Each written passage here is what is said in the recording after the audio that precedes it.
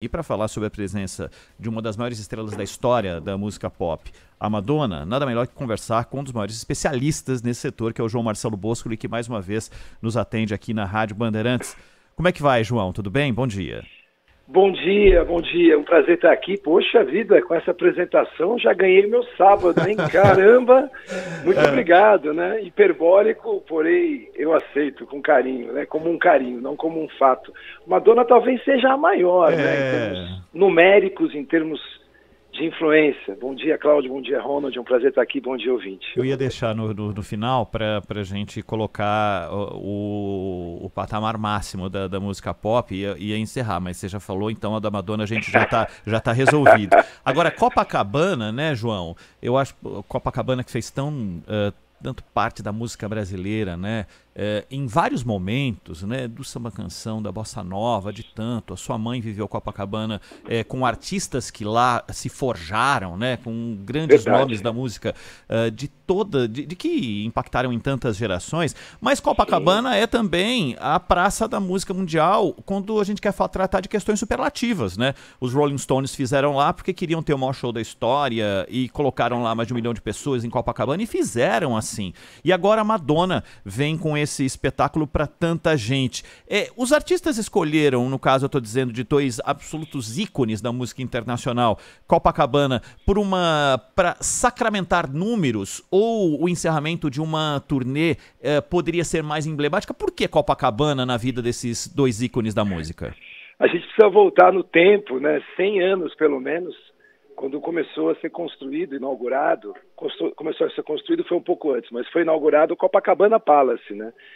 Se você pegar uma lista das pessoas que já passaram pelo Copacabana Palace, se pegar uma lista dos filmes de animação, os filmes de Hollywood, na época de ouro, que muitas das memórias do século XX foram forjadas, às vezes memórias que não temos, né? Vimos tantas vezes que parece que vivemos aquilo. E aí, Dorival Caymmi, enfim, Carmen Miranda, Zé Carioca, e foi caminhando. Quem tiver tempo e tiver interesse em ler A Noite do Meu Bem, né, do Rui Castro falando sobre o samba canção, fala muito de Copacabana. É uma outra Copacabana. Parece muito com aquelas cidades da costa francesa, por exemplo, italiana, e aqui no caso do Rio de Janeiro, do Brasil, que tem uma vocação cosmopolita, uma vocação para aparecer no mundo inteiro por sua beleza, por suas qualidades, e ao mesmo tempo tinha a tal da dimensão humana, né? Hoje isso permanece, mas virou, como você falou, um grande centro. Eu acho que porque comporta, porque tem um cenário dos mais belos do mundo. O Rio de Janeiro permanece sendo uma das cidades mais bonitas do mundo. Para muitas pessoas, a mais bonita do mundo, né? Então encerrar lá é incrível. Qual o bairro que talvez possa rivalizar com Copacabana, né? Que você fala, o tal lugar. Qual? Beverly Hills? Nem sei se todo mundo conhece. Copacabana, em qualquer lugar do mundo, você fala, até pelo balanço da palavra, tá aí, né? Tá nas memórias e nos desejos, né? Para entrar para a história. Onde você quer entrar para a história? Mick Jagger? Eu quero entrar em Copacabana. É isso. Eu acho apenas isso. Muito bom dia, João Marcelo Bosco. Você não imagina o orgulho que eu tenho de estar participando aqui dessa entrevista, viu? Eu fico insuportável com entrevistados como você. Mas eu queria saber, esse negócio de Copacabana, sabe que tem daquelas coisas que a gente tem que fazer uma vez na vida, e uma delas, na minha cabeça, era o Réveillon de Copacabana. E uns poucos anos atrás eu fui lá com minha mulher e tal, minha filha, e fomos no Réveillon de Copacabana. Eu tinha as piores expectativas. Era Rio de Janeiro, violência, gangue, como é que chama aquilo? Aquelas organizações criminosas lá e tal, arrastão. Eu tinha as piores expectativas, né? Me hospedei no hotel lá, em Copacabana, aquele bem altão lá, o Otton, e fiquei apreensivo, olhava lá de cima e via hordas de pessoas chegando, todas vestidas de branco, né, brotando ali das ruas paralelas, perpendiculares à principal. E foi uma noite absolutamente esplendorosa. Foram 2,5 milhões de pessoas na ocasião, esse número foi divulgado, a estimativa era essa. Sabe quantas ocorrências policiais foram registradas? Nenhuma. Nenhuma? Nenhuma. Pô, isso aí parece o arrastão da Elis Regina do festival, um arrastão bom, né? Pois é, sabe?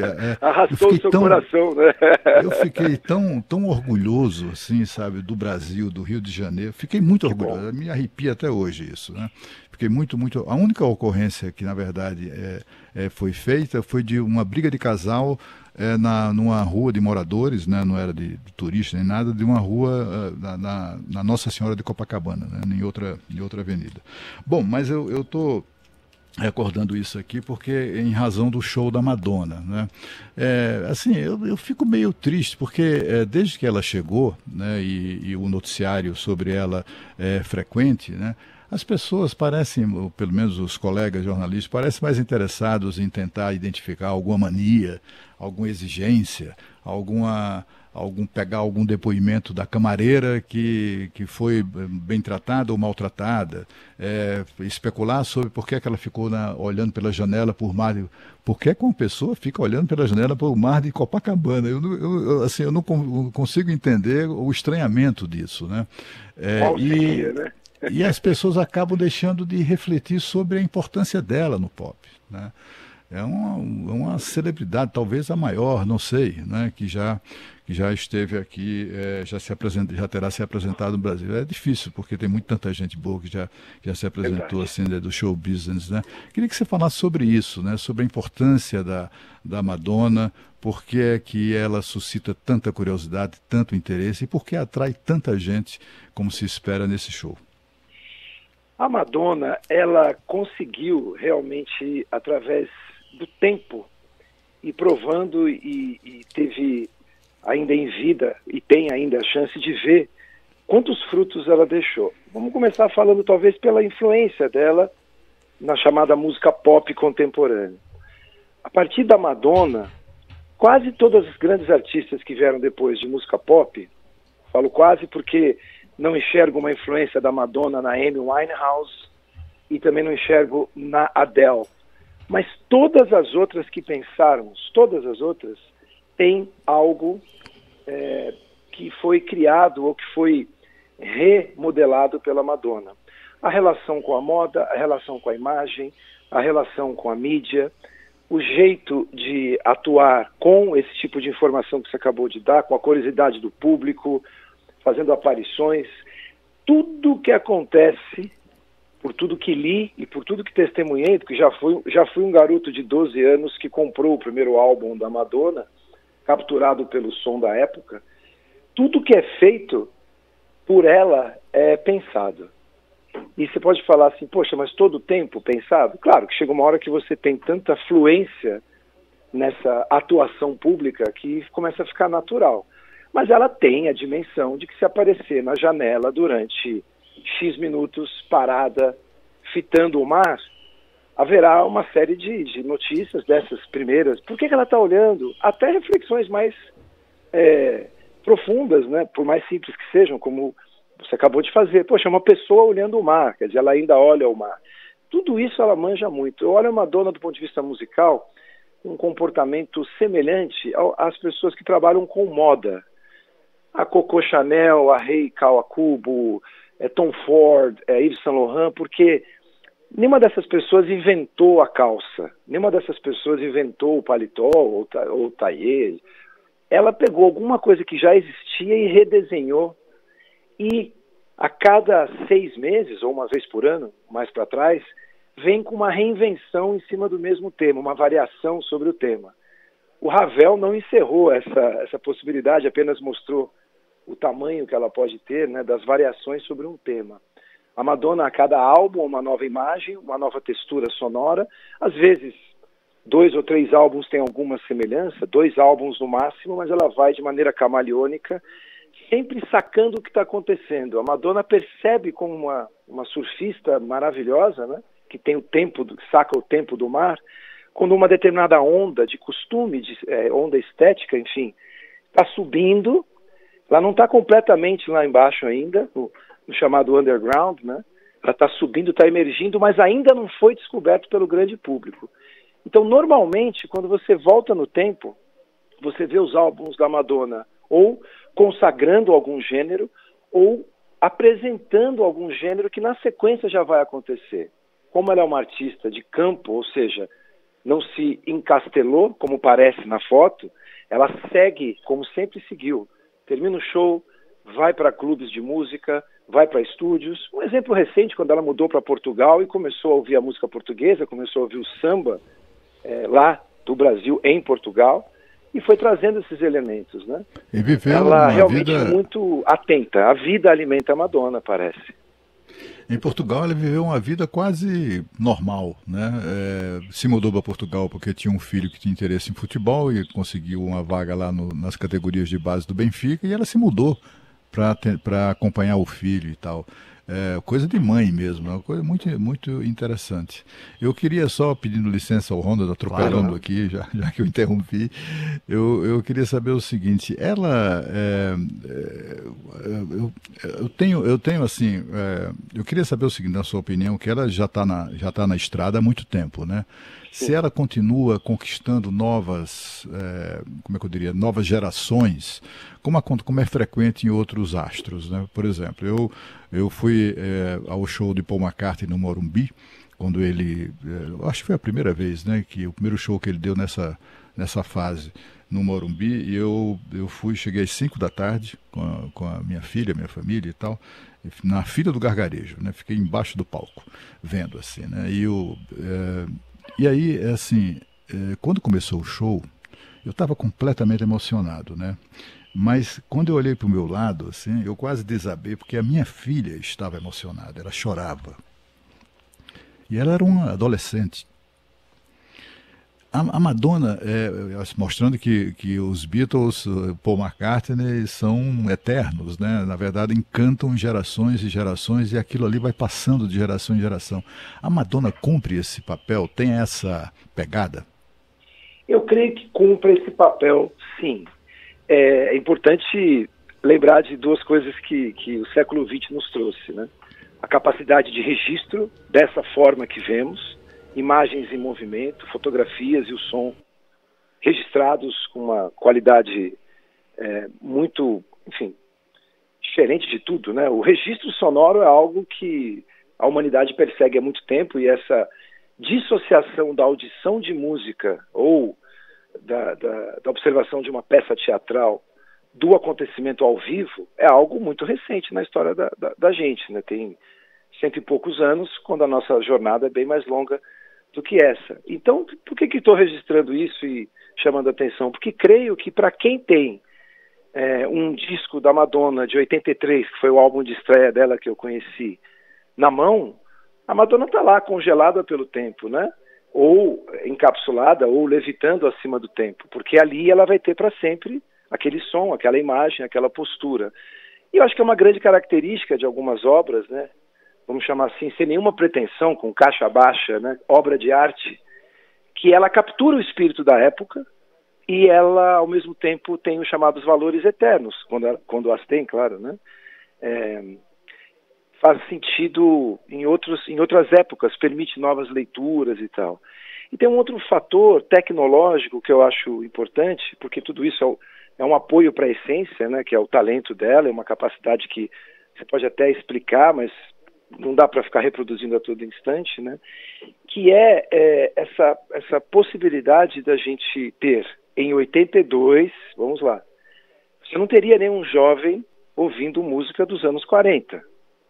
Uma pessoa em 82 não ia ouvir uma big band, né, com 12, 13 anos, a não ser que trabalhasse com música como eu, de 40 anos atrás, porque não tinha nenhum tipo de conexão com a sua vida, seja do ponto de vista de som, era tudo meio, né, até a linguagem musical.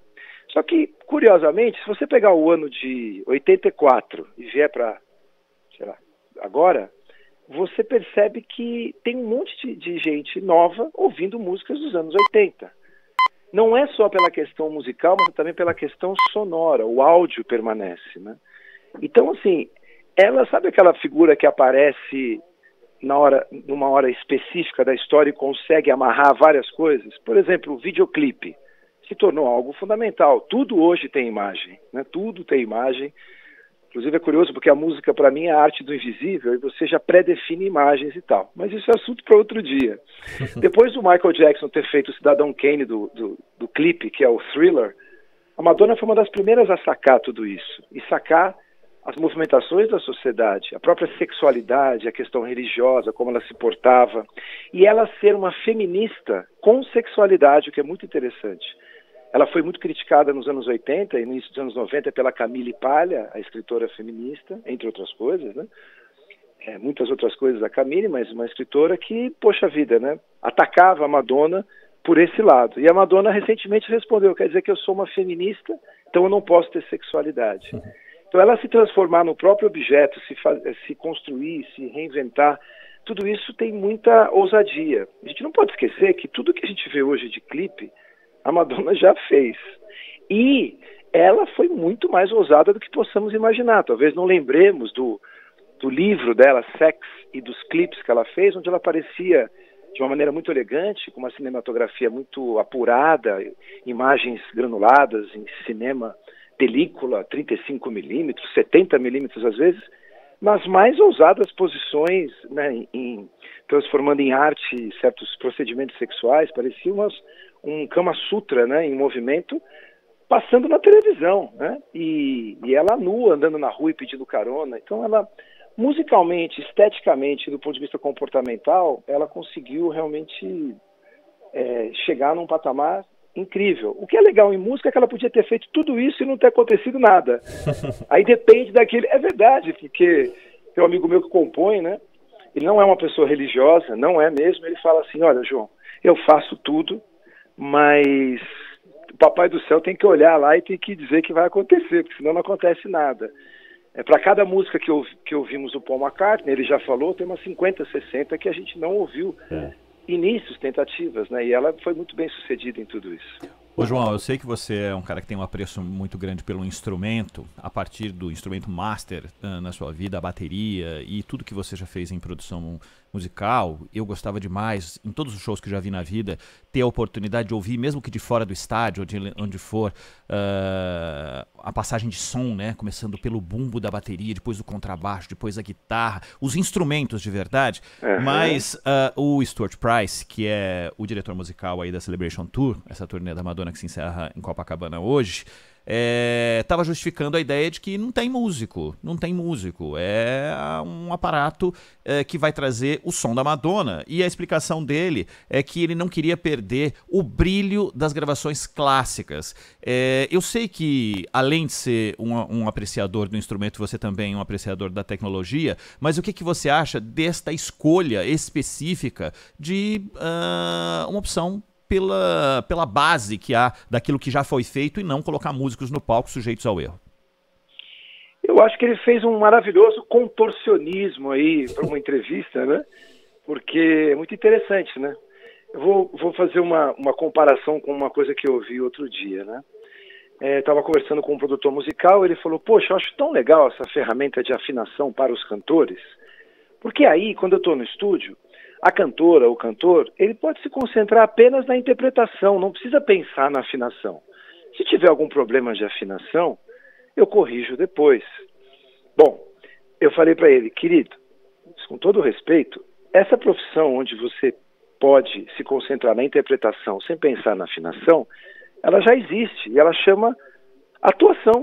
Isso é um trabalho de um ator, de uma atriz. Agora, para ser cantor, você precisa, né, afinar, é uma premissa, não é uma qualidade superior e tal. Você pode ter uma afinação menor, melhor ou pior. A mesma coisa, você quer fazer um show ao vivo e reproduzir o som do estúdio ao vivo.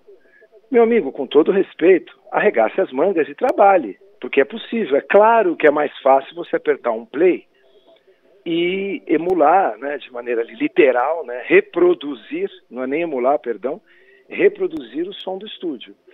Acho isso uma grande bobagem. Sinceramente, fiquei decepcionado intelectualmente com o que ele falou, porque ele podia dizer, não, a gente preferiu porque é mais fácil, a logística é melhor, não tem pequenas oscilações, etc. Agora, é o preço da vida. É como você ficar numa relação platônica o resto da vida, seja com uma pessoa que você ama, amigo, namorada, namorado, enfim.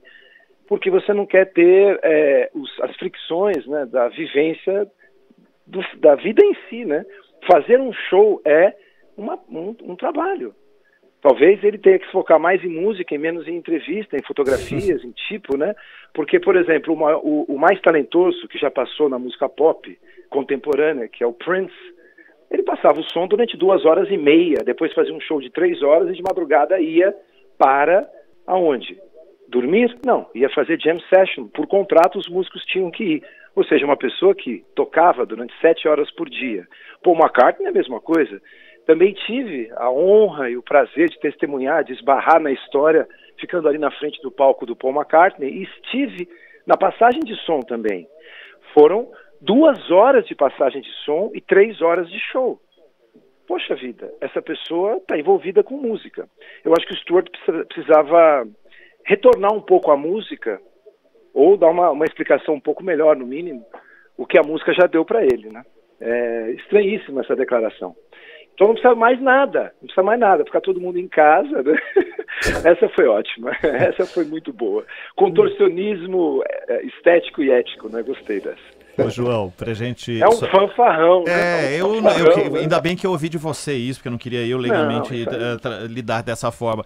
Só queria sugerir, pra gente, só encerrando, você falou de literatura, mas sugerir também, já que falamos de Copacabana e de obras que contam a história de Copacabana, o nosso querido Zusa Homem de Melo, que escreveu Copacabana, a trajetória do samba canção, né, de 29 a 58, que é um ótimo livro também, e que por acaso estou lendo nesse momento e que acho que é uma boa pedida para as pessoas. Muito obrigado, eu realmente recomendo esse livro. Li recentemente o do Rui Castro. Olha que curioso, uma dose de uísque em Copacabana, nos anos 50, era equivalente a um salário mínimo. O preço do uísque era muito alto e o salário mínimo já era, né, baixo, né?